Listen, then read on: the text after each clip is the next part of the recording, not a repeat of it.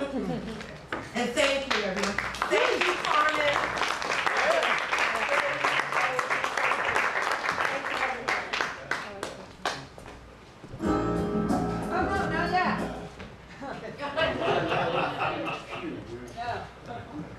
So you gotta lower the big screen, make it smaller, blah, blah, blah. It's gonna be like that, unfortunately. But well sized. Lower, small, there's no way. It's gonna be big and beautiful. Yeah, right. Right up our crouch. But anyway, all right, when you're ready. Yeah. Okay, it's just one beat. After living in the housing projects for 6 years through high school and college, it was time to take the big step. How to start a career as an artist in New York City. Where do artists congregate? At bars? But being 20 and Chinese, I only experienced the Chinese college mixers, which became too formal and a hunting ground for eligible future husbands. So through a college friend who mentioned the basement workshop on 54 Elizabeth Street, there I met over 50 Asian artists who had similar goals to be and do something that our parents were unable to provide. It was having the American dream or have occupations outside of restaurant businesses and garment factories. Asian men would espouse Maoist's woman hold up half the sky and inspire the woman into active roles as collectors, fundraisers, artists, archivists, photographers, writers, and baby makers, etc. It looked a very productive team of people whose goals were to question why we exist in America, land of opportunities, as our cultural heritage. The Chinese men only had built the railroad during the Civil War with no pensions or benefits. I learned so much about being Asian American that we be bouncing off the walls, hating each other and reminding each other our societal failures. Only the music to listen, rock, pop, contemporary, classical, or jazz. There were plenty of music. Only the singing and music seemed to ease the pain and sufferings. There were plenty of music to listen, rock, pop, contemporary, classical, or jazz. However, to create something not white or black was kind of difficult. It was the shabby 10-block Chinatown, whereby I did not feel it should be a lifetime preoccupation of fitting a lifestyle in a white and black culture only. In one culture, there is fluent money flowing as long as one can afford to pay and later make a profit.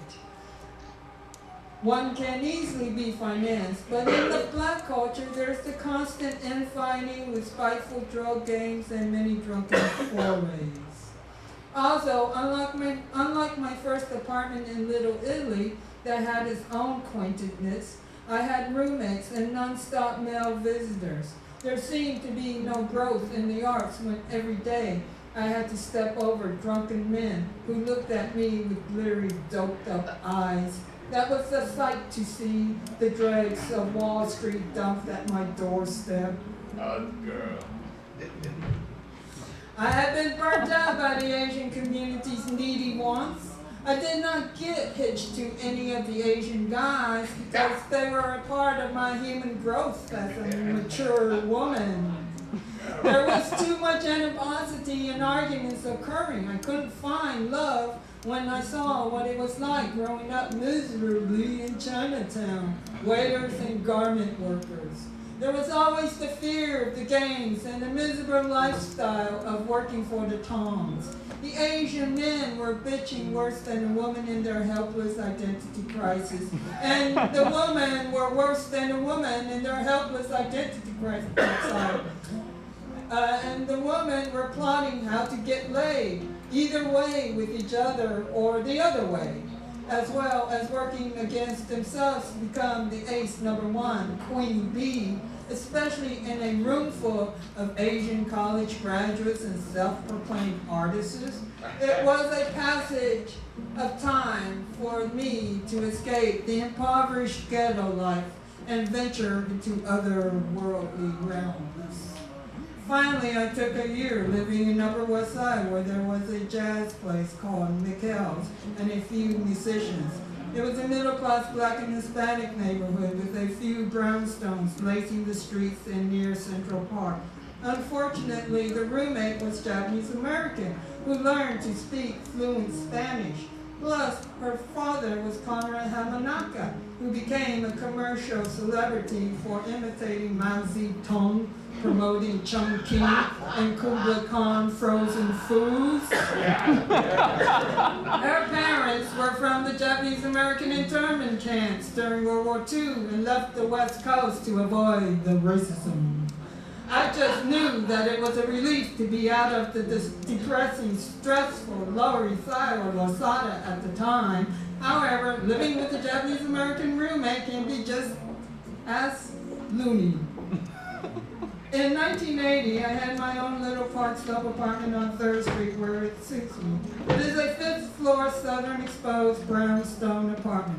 I'm on the top floor with one bachelor neighbor. The neighborhood was totally different from Manhattan's Corbusier-inspired housing projects where I had never felt safe. I was constantly walking in fear at night. That's in Manhattan, Lord. I felt there was always somebody behind the bushes or trees ready to pounce. When I had moved into the Brooklyn rent-stabilized apartment, the coat closet had many books, some written by Jean Genet, which I started to read. I felt like I was in Paris in an artist's garage with Genet and his artist friends.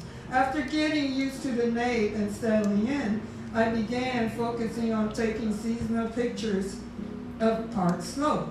There were many notable and subtle colors to record, with uniform brownstones, each individually decorated with pylons, pillars, trellises, and other architectural details. The people were much friendlier than Chinatown or Manhattan, but still, there was a loneliness and a silence that was a steady constant. Moonies would knock on the door, offering to sell yesterday's seafood from the Japanese restaurant.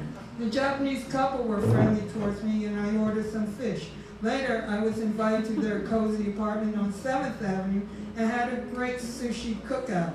They went all out to make their Japanese dishes, and I enjoyed their company. However, I believe the other Park Slopers refused to buy any more seafood, and the couple moved on to another neighborhood. Watchtower people would ring the bell, and I would not let them in. Sorry, I became Hindi. Unfortunately, the black super Inez, who was a Jehovah's Witness, would have meetings every Tuesday night.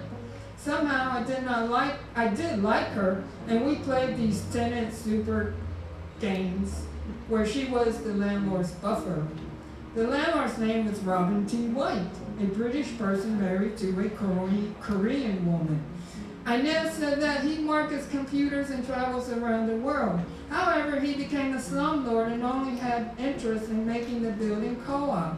There were Hispanic, blacks, and poor white and living in the 8 studio apartments, 2 on each floor. No matter, I felt safe and comfortable living in the neighborhood. I was very independent to do my art, have a part-time job to pay bills and rent. There was little time to socialize and meet people. I read the New York Times every day and mentally tried to find a way to rectify the world's economic politics, since I'm an American with a foreign-looking face. By 1990, I was not happy living in Park Slope. I forgot to tell you the title of this poem. Day-to-day doldrums of a plain, unremarkable existence. Part 2, because part 1 I've already read about Sheila. I'll get back. Thank you. I'm not finished. I got 3 paragraphs here, and I'll read them real fast. By 1990, I was not happy living in Park Slope. I wanted to get out of it. To tell people like I was in Park Slope. I wanted my art to sell or publish a story about my experiences in New York City or make it the struggles for human rights, especially the places and research I had done. I had submitted my arts to the Asian community, Chinatown Jays, the Japanese American Coast Scissors, and Blue. No one had extra dollars for my photographs that I call interior enhancements. These people have not been educated, blah, blah, blah, better lifestyle, whatever. I prefer meeting like-minded, bright, smart people who knows what occurs in their environments. My photos depicted the usual Park Slope humdrum life, and sometimes I'd sell 1 or 2 photos in a co-op gallery. And so maybe the time it was collecting many rejection notice or had a photo printed in the Village Voice in Paris, whatever. And then I joined the Amao and Filipino Community Arts Organization in 1985 and giving to United Way. I only like to be with friends who don't criticize me with many, many faults because it is not true. Everything has been trivialized to nothingness and emptiness. As I age, there are more emptiness as photographers, musicians, and poets slip away to the other world.